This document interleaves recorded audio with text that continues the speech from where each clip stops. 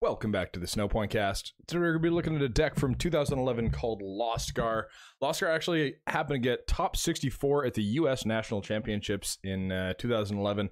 Kind of an odd deck, and to start off the weirdness, we're actually going to start this deck profile with a stadium because the deck entirely revolves around this one stadium. So Lost World is this stadium. It's a really, really odd card, but really cool. So it says once during each player's turn, if that player's opponent has 6 or more Pokemon in the Lost Zone, that player may choose to win the game. So everything in the deck kind of revolves around this is your win condition. So I just wanted to set this up just because this is a very odd win condition that this is the only deck that has this win condition. And the deck is kind of weird because of this win condition. But now that you know the stadium, it's going to make a little bit more sense as we go through it. So let's get into the deck. So starting off with 4 Gastly, Gengar is your main attacker here. So Gastly's got 50 HP, Psychic type, single retreat, a resistance to colorless, and a weakness to dark. So for 1 Psychic, sneaky placement drops a damage counter on one of your opponent's Pokemon, which you know is not bad for 1, and it kind of fits into what Gengar does, but we'll get to that in just a sec.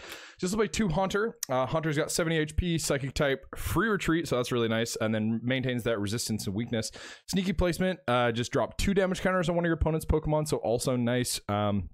And then for 2 colors, Sleep Poison, the defending Pokemon is now asleep and poisoned. But you play this to play this guy. So Gengar Prime, 130 HP, Psychic type, free retreat, same resistance and weakness. So Catastrophe is the Pokebody on this guy. As long as Gengar's your active Pokemon, if any of your opponent's Pokemon would be knocked out, put that Pokemon in the Lost Zone instead of discarding those cards.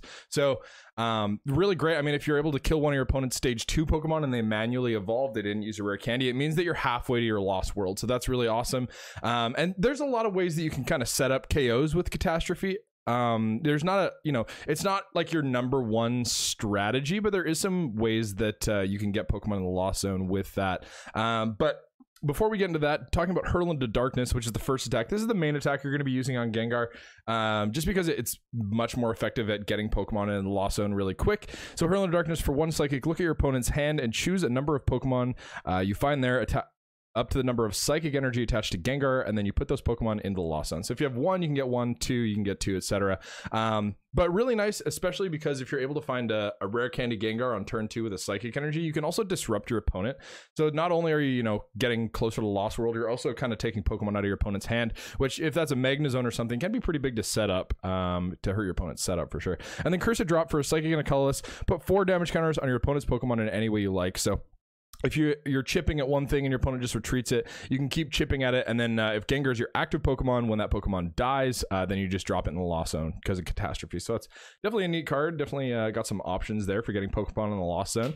So you also play a Magnezone line, mostly for draw, but you can use the attack as well because you do play a Rainbow. So Magnemite's got 50 HP, Lightning type, single retreat, resistance to metal, and a weakness to fighting. So Magnetic Switch for 1 colorless, switch Magnemite with one of your bench Pokemon, and then Thundershock does 20 for a Lightning and a colorless. Flip a coin of heads, the defending Pokemon is now paralyzed.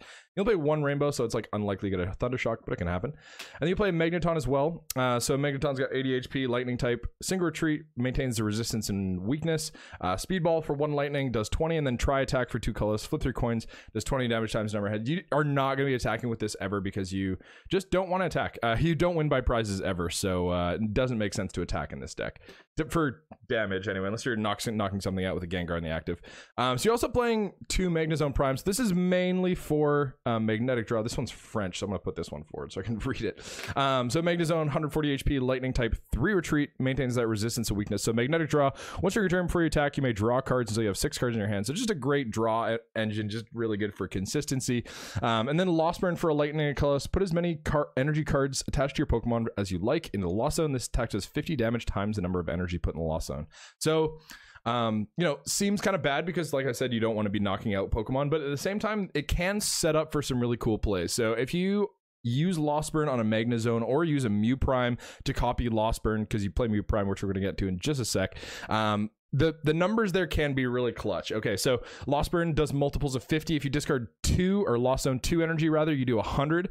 And then if you bring a Gengar up and then hit for 40, Cursed Drop for 40. That kills most stage 2s in the format. So Magnezone has got 140 HP, Gengar's got 130. Most stage 2s have 140 or less. So being able to two-shot that way, if you need 3 more Pokemon in the Lost Zone and your opponent like manually evolved, it can just be a win condition, especially when you can Cursed Drop that Pokemon on the bench. There's nowhere that Pokemon's really safe. So kind of a cool play you can do there with Lost Burn.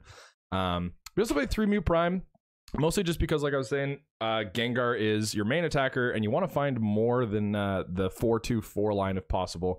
So Mew Prime is kind of your answer to that. You just play Mew's. If you use C-Off on Mew, you can get a Gengar in the Lost Zone and start stealing its attack. So Mew Prime's got 60 HP, Psychic type, free retreat, and a weakness to Psychic. Lost Link is the Pokebody. It says Mew can use the attacks of all the Pokemon in the Lost Zone, both yours and your opponent. So it is kind of nice too. Sometimes if you have a really clutch grab from your opponent's hand into the Lost Zone, like it's not often that you're going to be able to use it, but like I said, you can do some combos with attacks and then Cursed Drop to get Pokemon in the Lost Zone there. So do keep your options open there, and keep in mind that you can use the attacks of your opponent's Lost Zone Pokemon as well. And like I was saying, C-Off, so search your deck for 1 Pokemon card and put it in the Lost Zone, and then yeah, you just get to steal Gengar's attacks with your Mew Primes for the rest of the game. So the game plan is usually going to be like 3 Gengar Primes, 3 Mew Primes. Usually kind of depends what's prized and stuff, but that equals 6 prizes, and so that's usually what you're going to try to force your opponent to kill before they can win the game. And usually, or hopefully rather, you can find the Pokemon in the Lost Zone before then with the deck. Okay, so speaking of getting Pokemon in the Lost Zone, Mime Jr. also helps with that. So Mime Jr.'s got 30 HP, Psychic type, free retreat, no resistance, no weakness. Sweet Sleeping Face is the Pokebody on this guy. All baby Pokemon have this Pokebody. So as long as it's asleep, prevent all damage done to Mime Jr. by attacks. So for free, Sleepy losses the attack. Put the top card of your opponent's deck in the Lost Zone, and then Mime Jr. rather is not asleep. He's not a Mister yet. He's not all grown up. But yeah, so being able to just Lost Zone your opponent's top deck, and that kind of fits in with the Slowking that we're going to talk about in just a second. But just being able to have that, you know, if you have nothing else going on, you may as well Lost Zone your opponent's top deck. At least you're taking resources away from them, and best case scenario, you're able to Lost Zone a Pokemon there. You also play a Cleffa. So it's got Sweet Sleeping Face as well, 30 HP, colorless type, free retreat, no resistance, no weakness. Eek is the attack on this guy. So shuffle your hand to your deck and then draw 6, and then this Pokemon is now asleep. Sleepy Lost also puts Mime Jr. to sleep. But yeah, just good for setting up if you have nothing really going on. You're able to get a collector and an energy, and at least you can shuffle your hand into the deck and you're not just bricking to lose the game.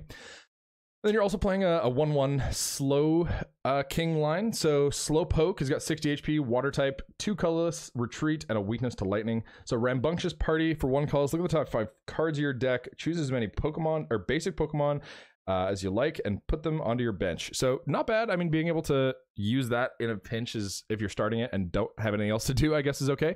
And Rain Splash for watercolors does 20, but like I said, you're not going to be wanting to attack. So Slowking is the reason you play this guy, because Slowking's actually got some synergy with Mime Jr., and it's a little bit of consistency as well. So Slowking has got 80 HP, Psychic type, 2 retreat, and a weakness to Psychic. So second sight, once during your turn, you could choose either your deck or your opponent's deck, and you look at the top 3 cards and rearrange them however you'd like. So with Sleepy Lost, that just makes a lot of sense, right? Like move a Pokemon to the top, and then you're 1/6 of the way to Lost World to win. Or if you're in a bit of a pinch yourself, you can rearrange the top 3 cards of your deck and hopefully draw out of that as well. So Psyshock you can use as well, and like I said, the only time you're ever really going to be attacking is if you're setting up attacks for a Cursed Drop knockout. But Psyshock for a Psychic colorless does 30, and then flip a coin if heads your opponent's active is now paralyzed. Let's also play a Spiritomb. So this Spiritomb is really neat. It's got 60 HP, Psychic type, single retreat, resistance to colorless, and no weakness. So Spooky Whirlpool is the ability that you play it for, or Pokepower rather. So once during your turn, when you bench Spiritomb, you can, or when you put Spiritomb from your hand onto your bench, then you can get your opponent to shuffle their hand and draw 6, which seems pretty good for them. Shuffle draw 6 is good, but the bad part is your opponent, if they're good, they're going to be playing out the evolutions in their hand. So they're going to be, you know, Pokemon communicating them back or discarding them if they can, and that just makes it a lot harder to get Pokemon in the Lost Zone. But Spooky Whirlpool is just a random 6 cards that, and you know, 6 out of 6 cards, your opponent is kind of likely to have a Pokemon there, especially in this format. There's a ton of draw-based Pokemon, so like you can see, there's a ton of Pokemon here, and most deck lists play a lot of Pokemon. So being able to have that odd up that hopefully your opponent's going to draw a Pokemon that you can hurl into darkness if you want to do that. It's mostly a hurl into darkness combo. And then color tag, so choose any type and then put 1 damage counter on each of your opponent's Pokemon of the type that you choose. So kind of a neat attack there as well, just with Cursed Drop setups. It could potentially be good in a specific situation. And you also play 1 Rotom. So Rotom's got 60 HP, lightning type, single retreat, a resistance to colorless, and a weakness to darkness. So Mischievous Trick, once during your turn, before you attack, you may switch one of your face down prize cards with the top card of your deck. So you do play a card called Alph Lithograph, which just lets you look at your face down prize cards, and it's so that you don't just lose when you prize both Lost Worlds, because it's going to happen sometimes. It's really low odds, but it's your only win condition, and you don't ever take prizes. So just banking on the fact that you're going to hit a Magnezone or a Gengar to take a prize is just not worth it at all, especially when you might not even draw the Lost World for that prize. You know, it's only like a 1 in 3 that you're able to hit off that if you prize both your Lost Worlds. So Mischievous Trick in combination with Alph Lithograph just kind of gives you an option there in case you prize both your Lost Worlds. You don't just automatically lose the game. And then Plasma Arrow is actually kind of good too. So for 1 lightning, choose one of your opponent's Pokemon. This attack does 20 damage for each energy attached to that Pokemon. So if your opponent has a ton of energy built on a Pokemon, you can just Plasma Arrow snipe it, and with Cursed Drop being able to snipe, it's actually not an awful attack. Okay, so getting into some of the trainer cards, starting off with 4 Rare Candy, staple for every Stage 2 deck, really solid cards. So Rare Candy says if you have a Stage 2 Pokemon, you can just skip the Stage 1 line. So being able to just go from Gastly to a Gengar, as long as it's been in play for a turn, in this format anyway, it has to be in play for a full turn, and then you can Rare Candy it. Or a Magnemite, you just skip the Magneton and go right to the Magnezone. Helps you get your attackers out really quick, and yeah, you want to be attacking as soon as you can with a Gengar. Okay, so you also play 4 Pokemon Communication. Like I was saying, there's a absolute butt ton of Pokemon in this deck. I don't know, 10, something more than 20. And so being able to Pokemon Communication all those Pokemon back and find the Pokemon that you need depending on what you have in your hand and what you need is really nice to be able to just change around Pokemon like that. And they also play 2 Switch. So Gengar has Free Retreat, which is really nice, but Magnezone does not, and neither does Mew Prime or some other guys like Slowking's got 2 and Rotom's got 1, etc. So being able to switch around those Pokemon depending on what you start is really nice. And then also Alph Lithograph, like I was saying, look at all of your face down prize cards combination with Rotom, just so you don't prize those Lost Worlds because they're so important. Okay, getting into the supporter line, you're going to be playing 4 Twins. So Twins is an amazing card in this deck because you don't ever take prize cards. So when you're not taking prizes, being able to search your deck for any 2 cards is amazing because Lost Worlds are win conditions, so you're not ever taking prizes, and being able to just search your deck for 2 as soon as you go down is really great. It's honestly so good in this deck.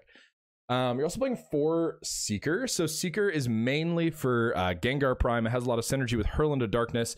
Seeker says each player, you and your opponent, picks one of their bench Pokemon and all cards attached and puts it back into their hand. So, you know, doesn't really matter for you. You can just pick a basic Pokemon and then bench it back down. But for your opponent, they can't bench it back down right away. And then you can hurl it into darkness, which gets you that much closer to Lost World. And that's why you play 4, because Seeker Hurl into Darkness is a guaranteed at least 1 Pokemon in the Lost Zone. So kind of a cool card there. And then you're also playing 4 Collector. So weird supporter line in this deck: 4 Twins, 4 Seeker, 4 Collector, but it kind of works. Collector, search your deck for 3 basic Pokemon and put them in your hand. So just great to set up. You can get a Gastly, a Magnemite, and something else, maybe a Mew Prime or a Cleffa or a Mime Jr, really depending on what you're needing. But it's just a staple setup card in this format, and it's so good. Okay, so into the energy line now. We're going to be playing 9 Psychic Energy. Just makes sense, you know. The more Psychic Energy you have on Gengar or Mew Prime using Gengar's Hurl into Darkness, if you get it in the Lost Zone, the more Pokemon you get to Lost Zone. So it makes sense that you're playing a lot of those because you do need them attached, even though it's only 1 energy attached attack. It's really nice to have multiple as well. And you do play a Rainbow just because there are some niche uses for Magnezone or like Rotom, depending on what the board looks like. But yeah, this has been Lostgar from 2011. If you have any questions about the deck, feel free to leave them in the comments below and I'll do my best to get to them. And if you're not subbed, definitely hit that sub button. We're super close to 500 subscribers and we're almost at that giveaway. But yeah, thank you guys so much for tuning in, and we will see you next time.